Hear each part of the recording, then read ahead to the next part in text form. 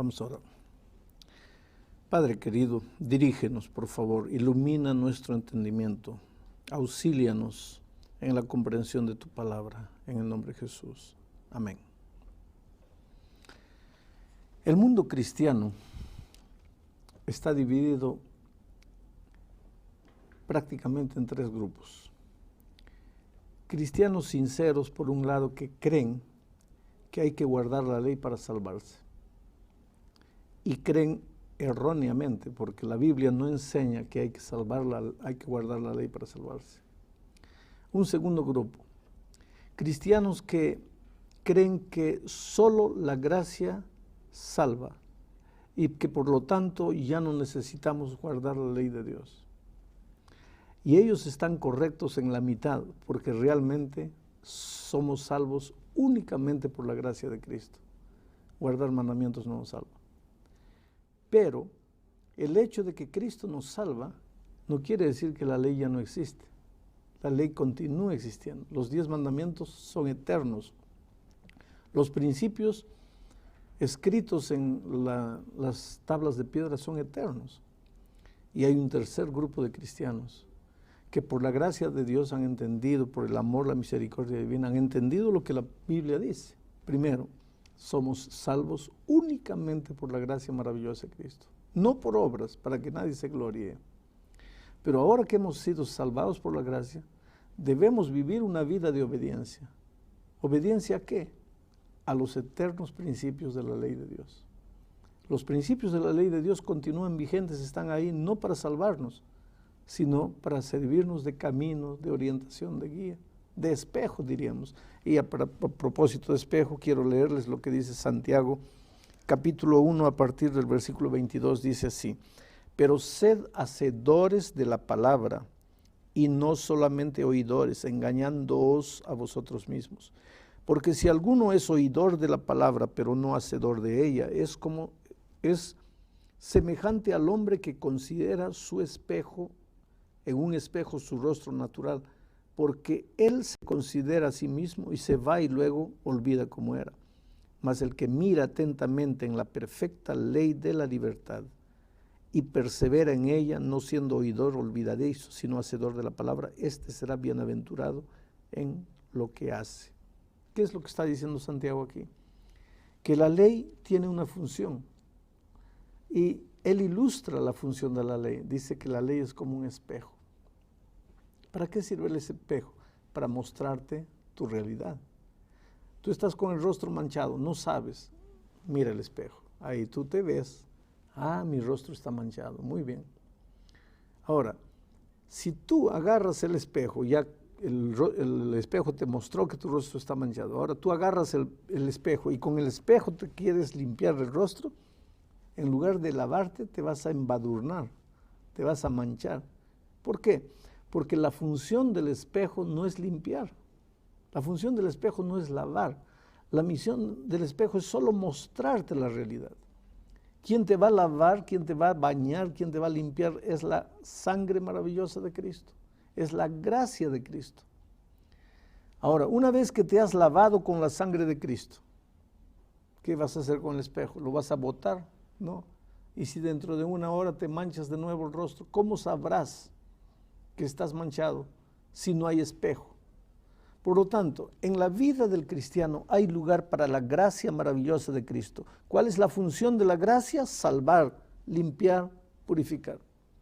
Y hay lugar para la ley. ¿Cuál es la función de la ley? Mostrar la realidad del pecado, nada más. El problema es cuando tú agarras la ley y le quieres hacer cumplir la función de la gracia. O cuando porque aceptas la gracia, piensas que la ley ya no tiene función. Pero es tan simple de entender este asunto. Y infelizmente yo no sé por qué tantos cristianos no logran comprender. ¿Alguna pregunta que ustedes tengan? ¿Por qué enfatizar, pastor? Vamos a partir de la ley de Dios. ¿Por qué enfatizar en los 10 mandamientos, por ejemplo, si Dios se resumió en 2? La palabra de Dios nos muestra de que se resumen en 2, amar a Dios y amar al prójimo. Pero ¿por qué enfatizar en los 10 mandamientos? Mira, yo te diría más todavía. La palabra de Dios no resume Mucha gente dice así, los 10 mandamientos ya no existen, ahora solo hay 2 mandamientos, amar a Dios y amar al prójimo. ¿Por qué? Porque Jesús dijo, un mandamiento nuevo os doy, que os améis los unos a los otros. Pero sucede que esos 2 mandamientos nuevos, entre comillas, no son nuevos. Esos 2 mandamientos ya estaban en el Antiguo Testamento. Aquí en Deuteronomio, capítulo 6, versículo 5 dice, y amarás a Jehová tu Dios de todo tu corazón y de toda tu alma y con todas tus fuerzas. Amar a Dios, ahí está. Y en Levítico 19, 18, en Levítico 19, 18, mira lo que dice, 19, 18, no te vengarás ni guardarás rencor a los hijos de tu pueblo, sino amarás a tu prójimo como a ti mismo. Ahora, ¿cómo es que Jesús dijo, un mandamiento nuevo os doy? Si esos 2 mandamientos ya estaban en el Antiguo Testamento. El asunto es el siguiente. Los 10 eternos principios de la ley de Dios, en realidad tú los puedes resumir a 2. Amor a Dios, amor al hombre. Y en realidad tú lo podrías resumir a 1. Amor a Dios. Porque si amas a Dios, vas a amar a tu prójimo. Si amas a Dios, no vas a adulterar, no vas a robar. Si amas a Dios, vas a guardar el sábado. Si amas a Dios, no vas a usar su nombre sin meditar. Si amas a Dios, en fin, vas a adorar solamente a Dios. El asunto es el siguiente. Mucha gente usa ese argumento porque no quiere obedecer. Simplemente porque no quiere obedecer y se olvidan lo que Jesús dijo. Si me amáis, guardad mis mandamientos. No guardéis mis mandamientos para salvaros, porque guardar mandamientos no salva. Yo te digo, si me amas, guarda mis mandamientos. Ahora, muchas personas consideran la ley una maldición. Y el propio apóstol Pablo, fíjese en el libro de Gálatas, ya lo tengo aquí, Gálatas capítulo 3, versículo 13, dice que Cristo nos redimió o nos libertó o nos rescató, estoy utilizando algunos sinónimos, de la maldición de la ley, hecho por nosotros maldición, porque está escrito, maldito todo el que es colgado en un madero. Cristo nos rescató de la maldición de la ley. Entonces la ley es una maldición, es un yugo, es un ayo. Cristo nos libró, Cristo nos redimió de la maldición de la ley. Claro, es justo, es correcto. Yo no sé por qué algunos no le encuentran luz a este versículo. Cristo nos libró de la maldición de la ley, pero vamos a entender qué es la maldición de la ley. La maldición de la ley es la multa de la ley, es el ticket de la ley, es el resultado de la condenación de la ley. Vamos a decir, estás yendo en una carretera que te permite andar a 60 kilómetros por hora, pero tú estás yendo a 120, te agarra la policía. Muy bien, ahora vas a recibir la maldición de la ley. ¿Qué es la multa? Una multa, un ticket. Ahí está la maldición de la ley. Solo que nosotros no estábamos yendo en una carretera, nosotros estábamos yendo en la vida y cometimos una infracción, la infracción llamada pecado. Y la multa por el pecado, dice, la paga del pecado es la muerte. La muerte es la maldición de la ley. La muerte es la multa, la muerte es el ticket, la muerte es la consecuencia. Cristo vino y murió en la cruz del Calvario y nos libró de la maldición de la ley. Porque la ley decía, si pasas de aquí mueres. Pasamos, teníamos que morir. Cristo nos libró de la maldición de la ley, pero Cristo no nos libró de la ley. No nos libró del cumplimiento de la ley. No, ni de la ley sigue existiendo. Él solo nos libró de la maldición de la ley. Ahora, si yo creo en Cristo, Él murió en mi lugar. Yo estoy libre de la maldición de la ley, pero no estoy libre de la ley, porque la ley es una ley de libertad, dice Santiago. La ley es el espejo solo para mostrarme. La ley es la que me dice 60 por hora, 40 por hora, pero yo no me salvo por guardar la ley. Yo me salvo únicamente porque Cristo me libró de la maldición de la ley. Ahora, pastor, estamos hablando específicamente de la ley moral. Yo tengo aquí otro texto en Romanos, capítulo 10, versículo 4, que dice textualmente, porque el fin de la ley es Cristo, para justicia a todo aquel que cree. Aquí no está hablando de ley ceremonial, que ya hablamos en un anterior programa, está hablando de ley moral, porque el fin de la ley es Cristo. Quiere decir que con Cristo ya acabó la ley. Acabó, porque el fin de la eso ley es lo que Cristo. dice aquí. Ya te dije que para entender la Biblia no hay que leer solo un versículo. Hay que leer todo lo que la Biblia dice acerca de ese tema. En primer lugar, cuando dice aquí, porque el fin de la ley es Cristo, en realidad, en el original, da a entender que el propósito de la ley es Cristo. ¿Cuál es el fin de tu venida aquí? ¿Cuál es el fin de esta luz? ¿Cuál es el objetivo? ¿Cuál es el propósito? ¿Cuál es el propósito de la ley? Llevarte a Cristo. El fin de la ley es Cristo. El propósito de la ley es llevarte a Cristo para justicia a todo aquel que cree. Ahora tú me vas a decir, o alguien puede decir, sí, pero usted está acomodando, ahora está entrando que en el original no dice fin de terminar, sino que fin de propósito. No. Entonces te voy a leer lo que dice Gálatas 3:24.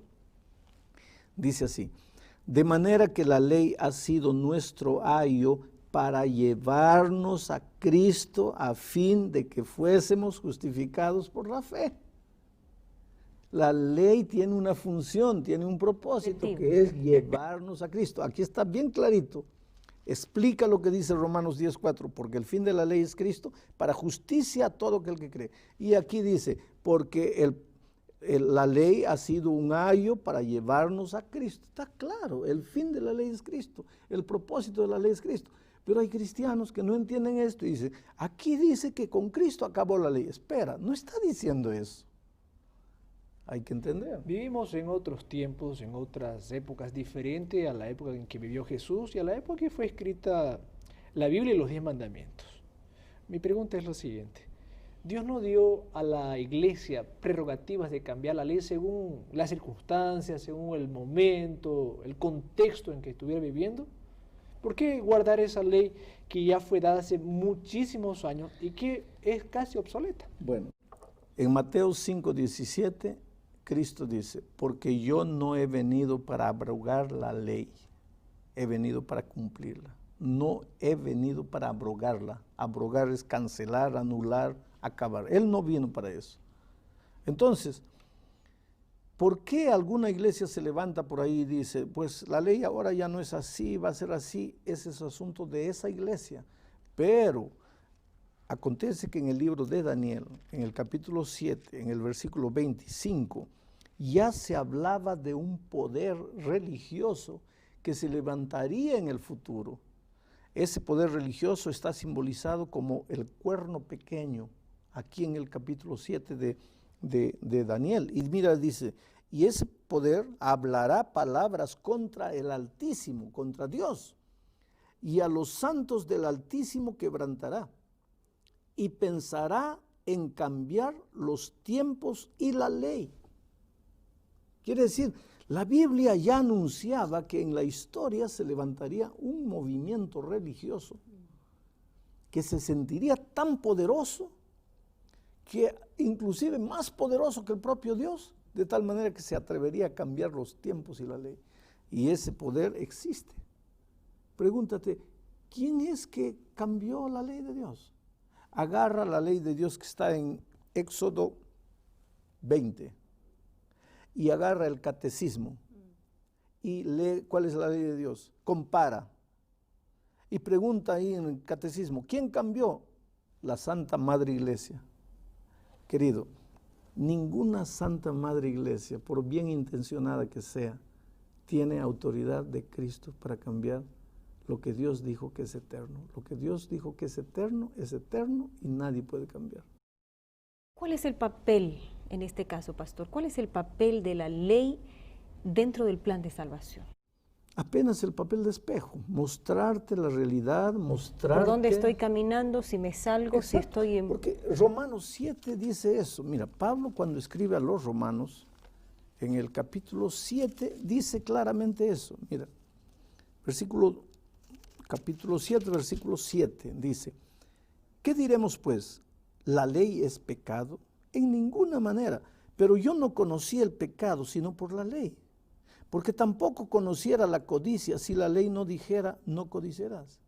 Quiere decir, Pablo dice, ¿cómo yo sabré que matar es pecado si la ley no dijese, no matarás? ¿Cómo yo sabré que guardar el domingo es desaprobado por Dios si la ley no dijese, acuérdate del sábado para santificarlo? ¿Cómo yo sabré que adulterar es malo si la ley no dijese, no adulterarás?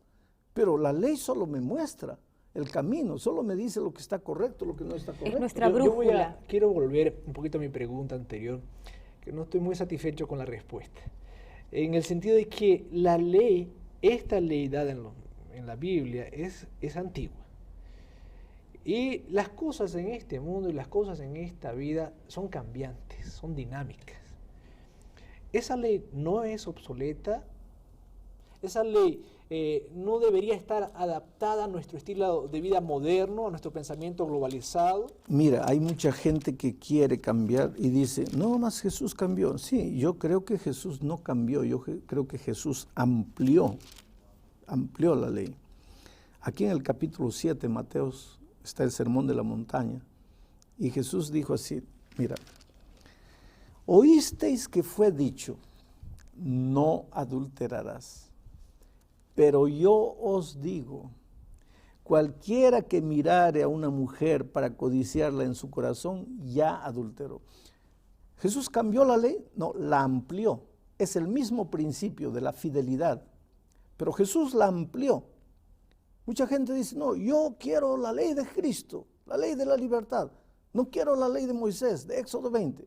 Muy bien, primero, la ley de Éxodo 20 no es la ley de Moisés, porque fue el dedo de Dios que escribió esa ley en las tablas. ¿Quieres librarte de eso? Muy bien, líbrate. Entonces caes en la ley de Cristo. Porque aquí dice, no adulterarás, pero aquí dice, ni siquiera mires a una mujer para codiciarla porque ya adulteraste. Aquí Jesús dijo, oíste que fue dicho, no matarás. Pero yo os digo, cualquiera que se airare locamente contra su hermano ya mató. Entonces mejor quédate con la ley de Éxodo 20, porque te vas a meter en problemas. Es más fácil. Quiere decir, estoy bromeando, pero todo es la misma cosa. La ley es eterna. Matar era pecado antes del Sinaí, después del Sinaí.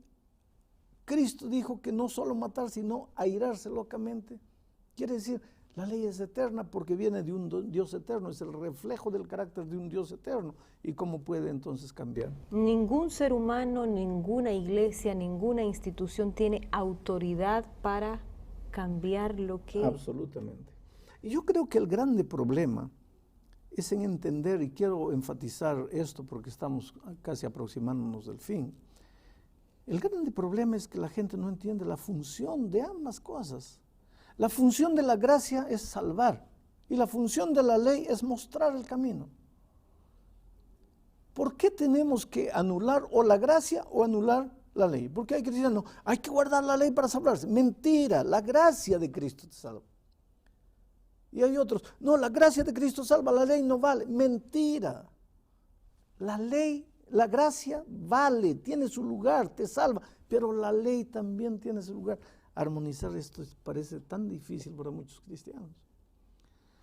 Querido, te digo una cosa, mira, yo sé que tú eres una persona sincera, pero sinceridad termina cuando tú te confrontas con la palabra de Dios.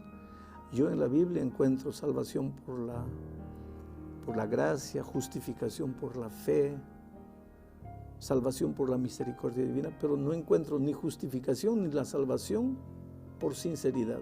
La sinceridad no te salva.